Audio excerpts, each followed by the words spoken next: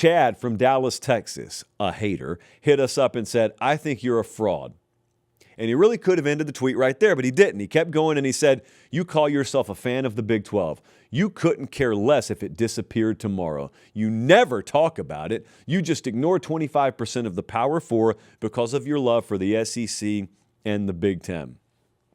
Chad, I'm not saying you're a bad person. I'm saying you just said some really bad things. Those are false. Those are lies.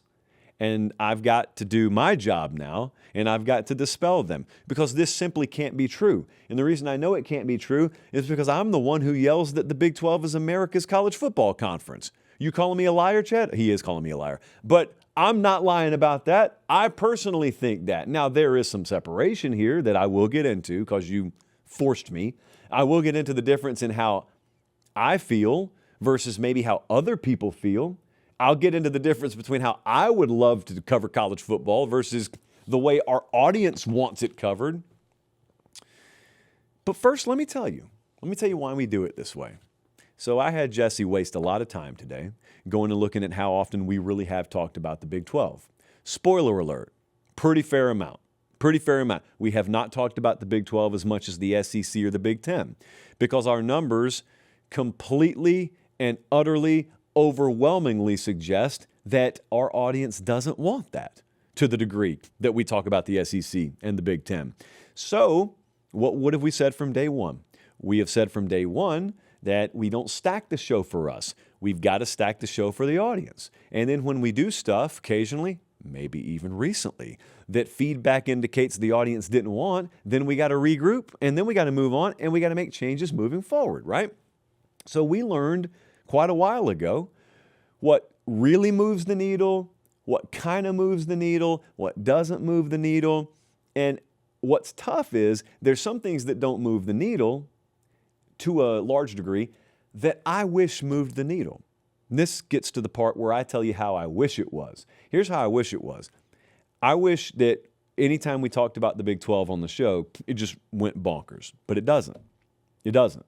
So if I did the show for me, that's kind of how it would be. In fact, if I did the show for me, I would just talk about the Big 12 every bit as much.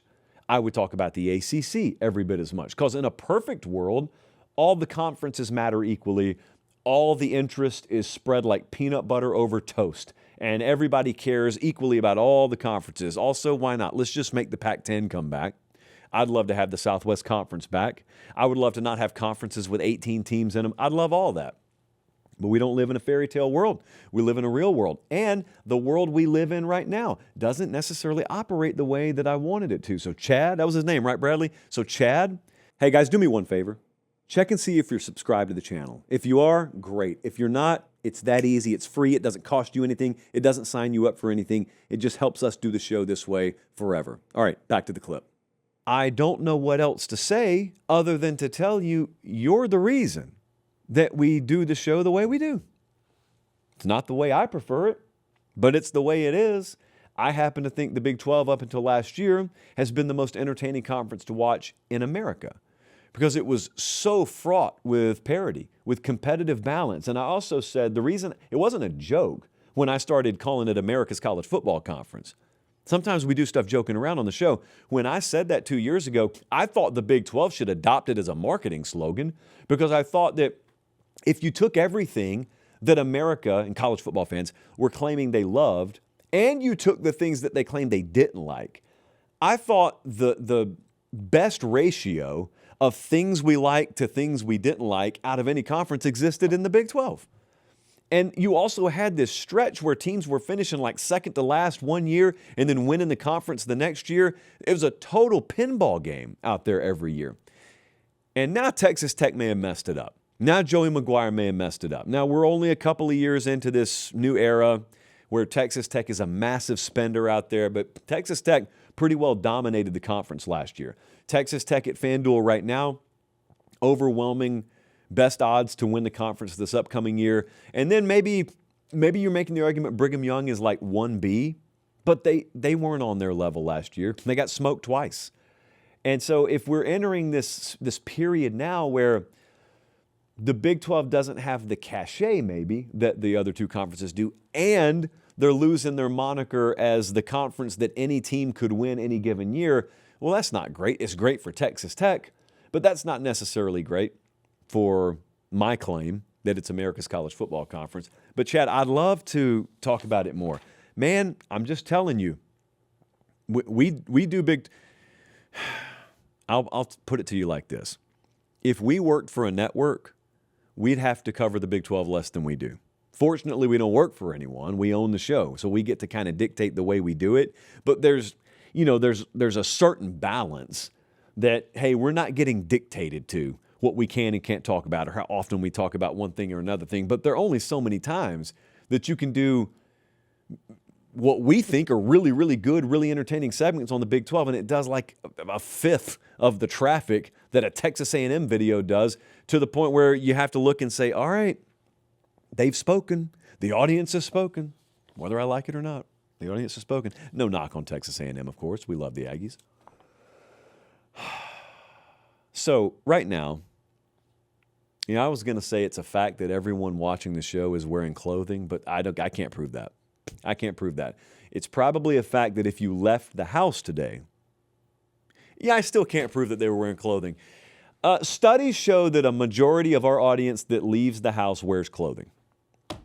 At least something is in your closet. Whether you choose to wear it or not, that's your business, and we're not trying to change your lifestyle at all. What I am saying is, if you are one of those people who does wear shirts or does wear pullovers or does wear hats, humbly, PateStateMaterial.com is there for you. Got new items over there that I didn't even know about. I was perusing last week because I was about to send someone something. Yes, I buy stuff out of our own store. No freebies here. And I saw like 5 shirts that I knew we conceptualized them. I didn't know that they had uploaded them into the store. But that's Alex for you. She never sleeps. So PateStateMaterial.com is there for your convenience. And no wardrobe is complete without it. That's what some people are saying, at least. FanDuel right now, as you see, the exclusive odds provider of the show. FanDuel equips us with, well, that information's publicly available, but FanDuel also equips us with a lot of context that helps, during very, very interesting times during the college football season when so-and-so would be favored on a neutral field, and then we get called out for it, and then FanDuel says, no, actually, they're right. They would be favored. And then the dude who was criticizing us and calling us a liar just says, well, it doesn't matter. Games aren't played on point spreads. They're played on the field. And I'm like, we know. We never suggested anything other than that. Anyway, FanDuel keeps their hands clean on that. That's us. We traffic in the mud on those sorts of arguments. But right now, new signups over there, of course. You're a new signup. You bet $5. If you win your first bet over there, you get $100 in bonus bets. Jesse suggested maybe some baseball futures today. Pittsburgh Pirates. I don't know what the win total is this year. No, it's just under. Apparently just under. Don't even know what the number is. It's really responsible. But you got March Madness coming up. You got conference tournaments coming up. You got college football futures you can hit right now. I'm not going to say the options are endless. There is eventually an end to them, but you can go for quite a while over there.